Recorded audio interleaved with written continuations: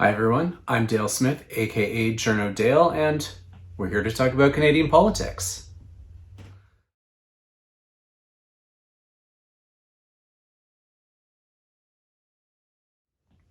It's time to take some of your questions, and we've got a few over Twitter this week. We're going to start with Steve Shaw, who asks, what one standing order of the House of Commons would you change? This one is tough because there's a lot, but I think the one I would change would be around the use of prepared speeches. And the reason why is because if we ensure that MPs can no longer just read canned speeches into the record, it might force a little bit of vitality back into the discourse, and hopefully it will have knock-on effects around some of our nonsense rules around speaking times and things like that, because we've sort of started using those rigid times to have prepared speeches to fill those times, and it has this knock-on effect anyway. So I'm hoping that if we can kind of get rid of the scripts, then maybe other stuff will start to fall away as well, and we might return to something a little more engaging. But this is all speculation and fantasy, so one can hope. Next question is from Susan Abbott, who asks, why do conservatives always seem to have Republican talking points days later? What is the connection across borders? Quite obviously, social media. They follow the same kinds of social media accounts. They see what gets reaction amongst the American population and hope to kind of do the same here. They speak to a base that has a lot of some of the same beliefs.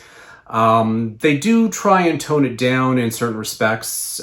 They don't quite lean into the same kind of racist tropes, things like that, for the most part. But yeah, it's mostly just social media. I mean, there is no shadowy force in the background passing them along. It's all out in the open. They can see them for themselves and see the reaction, and try and hope to use that for their own advantage.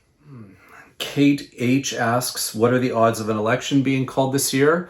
Well, I do not have a crystal ball. I would say likely slim.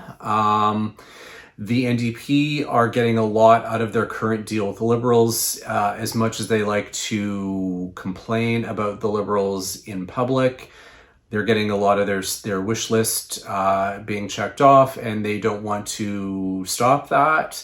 They're also not really in a position where they want to go to an election for obvious organizational logistics reasons, some of which include fundraising. And I think they're likely hoping that by the time the election does come around, they can point to this list of things that they managed to extract to the Liberals and then run on a campaign of saying, why vote for the Liberals when you can vote for the real thing? Likely. So they want to make sure they've got a lot more of those under their belt before they reach that point. I don't see too much impetus for an early election call right now either from the government side. They have way too much stuff on their order paper that they are not getting through, and they are going to want to get some of that stuff actually passed before they can go back to the electorate and say, look at the things we've accomplished. Because as we saw in the last election, they refused to say the opposition is obstructing us and we can't get anything passed, even though that was actually the truth. They just refused to say that. So if they're not going to say that in an election campaign, I don't know why they would in the next one as well. So yeah, my prediction, take that for what it is going to be slim chance there's going to be an election this year. Marco asks, can the Governor General play a role in leading a public inquiry as an apolitical entity, or does that push them too far into the political sphere? Way, way too far into the political sphere. Only a government can call a public inquiry that is actually in the legislation. But also that would involve them in kind of just the political considerations around anything that comes up in that. the role of the Governor General is largely to do all the ceremonial things that we don't want prime ministers to do, because that helps them create cults of personality. So, yeah, we want the Governor General to kind of stick to that ceremonial stuff, to be the fire extinguisher at the absolute last resort if we need it. But this would stray too far into that. If you're looking for someone apolitical, that's why we usually get a judge or a retired judge for that kind of a role, because they can still be apolitical and be removed from that political process, where, well, still being a political actor, if that makes any sense, because even though they're not being partisan, they are still being a political actor. And this would force the Governor General to be a political actor in a different way. And I think that would cross way too many lines to be really tenable.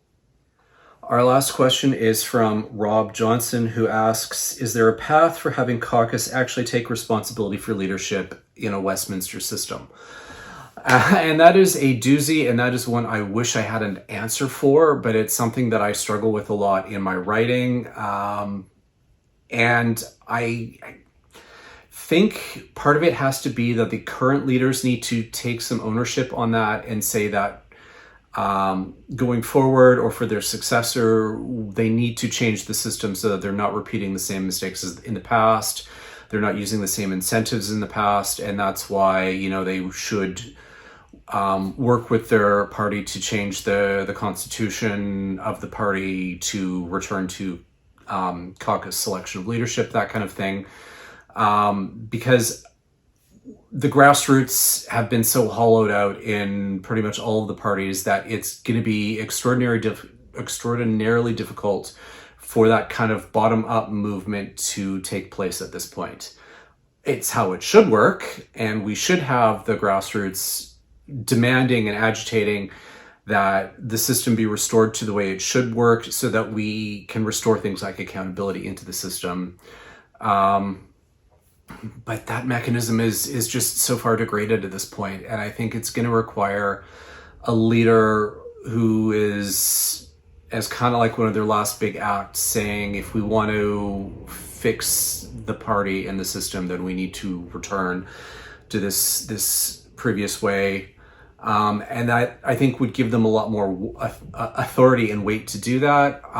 Some of the changes that we've seen in Canada that have really benefited our system were kind of done by leaders on the way out. Like, if you look at electoral finance reform, that was kind of it was Chrétien on his way out, and it was also just kind of an FU to his successors, who were good fundraisers for from the corporate side, and by banning corporate donations, it was kind of like screwing over his potential successor, but at the same time, it was a necessary change for our system, and only someone on his way out like that could really achieve it, unfortunately.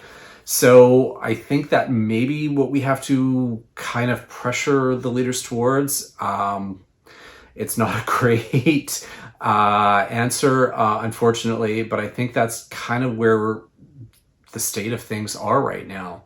And that's going to be a really tough challenge to kind of face.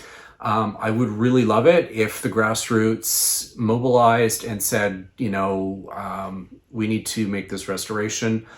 The state of the grassroots these days, unfortunately, I don't see it. And that's in large part because power has been so centralized in leaders' offices that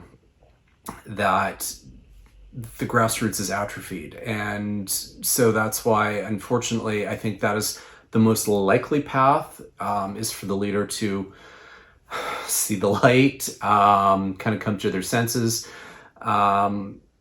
It's not a great answer. I wish I had a better one, but that's kind of where I see things are at the current moment. That could change if we got a more energized grassroots in the next few years, because people see that the change needs to happen. That could change things, but right now, at the current state, I'm a bit pessimistic as to the chances of that being successful, as opposed to an outgoing leader making a tough call like that and hoping the party will stick with it. And that's everything for this week. Thank you for all of your questions. Join us again next week for some more Canadian politics. I'm Dale Smith. It's at journo_Dale on Twitter. And don't forget to like the video, share, subscribe, and support us on Patreon. Thanks, everyone.